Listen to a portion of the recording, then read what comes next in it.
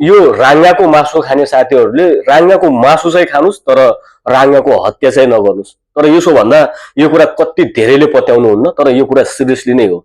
हेर्नुहोस् त, हिजो मात्रै झापामा राङ्गा काट्न खोज्दा राङ्गालाई काट्नको लागि प्रयोग गरिएको ग्रेडर मेसिन आफ्नै बायाँ खुट्टामा परेपछि उनको बायाँ खुट्टा नै रहेन, त्यस पश्चात उनको मृत्यु नै भयो।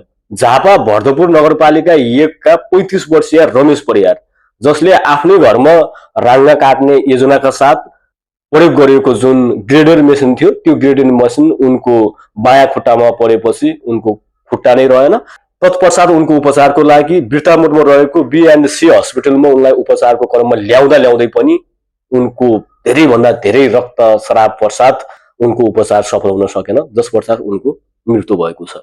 मैले फेरि पहिलेकै कुरा जोडे, राङ्गाको मासु खानुहोस्, तर राङ्गाको हत्या नगर्नु। मलाई थाहा छ तपाईँहरूको मनमा यही प्रश्न उठिरहेको होला, राङ्गाको मासु चाहिँ खाने तर राङ्गा चाहिँ हत्या नगर्ने, यो कसरी हुन्छ भनेर। किन हुँदैन? हुन्छ। हेर्नुहोस् त, नेपालका 52 क्षेत्रीहरूले उनीहरूले कहिले हत्या गरेका छन् राङ्गाको, तर उनीहरूले अरूले काटेको, अरूबाट पकाइएको कुराहरू मजाले खान्छन्। त्यसरी।